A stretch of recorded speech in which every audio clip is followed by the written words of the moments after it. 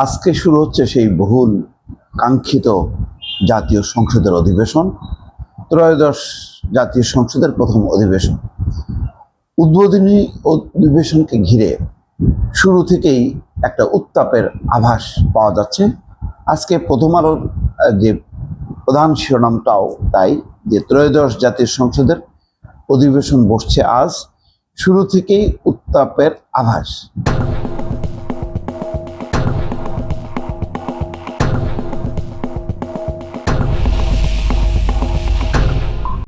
ঘটনাক্রমে আমি আজকে নিজেও দাওয়াত পেয়েছি এই অধিবেশনে অংশগ্রহণ করার জন্য অতিথি হিসেবে।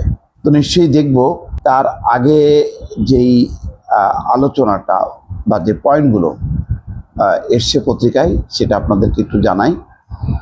বেলা 11টায় শুরু হবে অধিবেশন। শুরুতে স্পিকার এবং ডেপুটি স্পিকারের নির্বাচন থাকবে, শোক প্রস্তাব এবং রাষ্ট্রপতির ভাষণ। পয়েন্ট হলো, এই অধিবেশনে রাষ্ট্রপতি মোহাম্মদ শাহাবুদ্দিনের ভাষণ নিয়ে আপত্তি আছে জামাত এনসিপির। 2 নম্বর পয়েন্ট হচ্ছে, ডেপুটি স্পিকারের পদ নেবে কিনা স্পষ্ট করেনি জামাত। এই সংসদের আলোচনার কেন্দ্রে থাকবে জুলাই সনদের বাস্তবায়ন।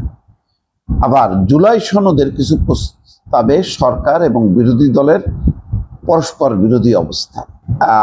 4টা পয়েন্টের মধ্যে গুরুত্বপূর্ণ হচ্ছে শাহাবুদ্দিনের ভাষণ।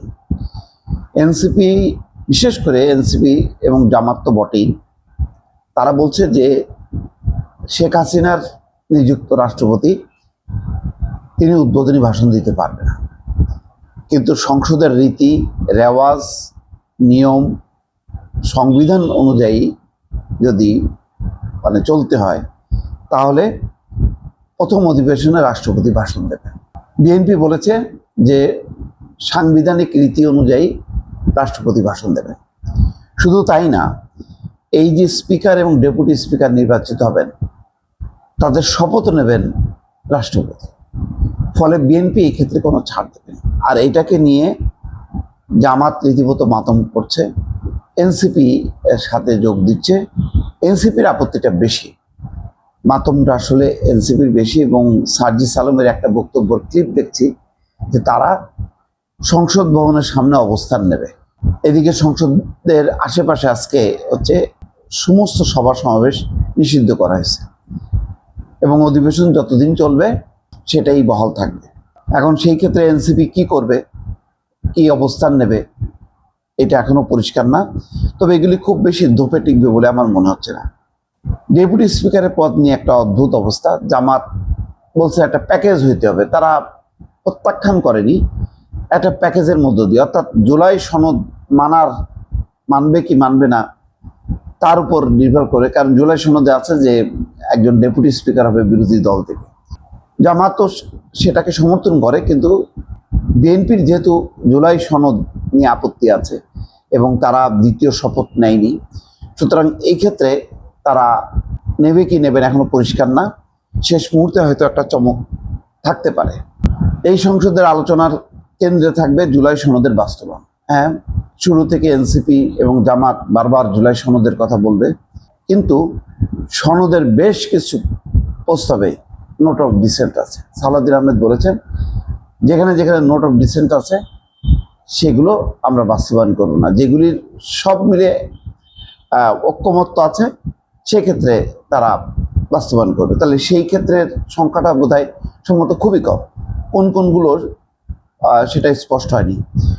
ফলে বোঝাই যাচ্ছে যে এগুলি নিয়ে একটা টানাপোড়েন চলবে, পাল্টাপাল্টি চলবে।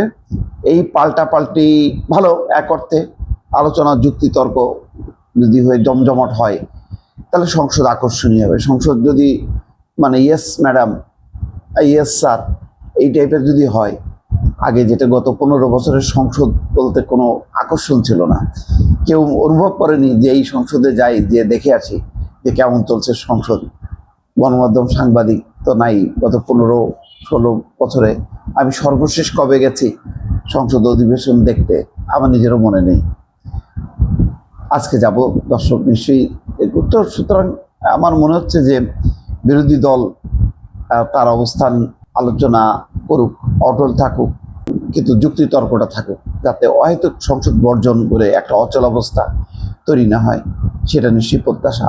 আর এই সংসদ যদি কার্যকর না হয়, তাহলে সম্মিলিতভাবে এটা ব্যর্থতা হবে বিএনপি এবং জামাতের, সবগুলো রাজনৈতিক দলের। কারণ এইরকম একটা সংসদের জন্য 15 বছর মানুষ আন্দোলন করেছে, রক্ত ঝরিয়েছে, এবং একটা সুষ্ঠু নির্বাচন, অবাধ নির্বাচনের মধ্য দিয়ে সব রাজনৈতিক দল সংসদে আসুক, তেমন একটা পরিবেশ এর আগে হয়নি। সুতরাং এত রক্ত, শ্রম, ঘাম, আন্দোলনের মধ্য দিয়ে যে সংসদ, সেই সংসদ উত্তপ্ত হোক, উত্তেজনা হোক, পাল্টাপাল্টি তর্ক বিতর্ক হোক, কিন্তু সংসদ যাতে তার কাঙ্ক্ষিত লক্ষ্য নিয়ে এগোতে পারে, সেটা নিশ্চয়ই সবার প্রত্যাশা থাকবে তার।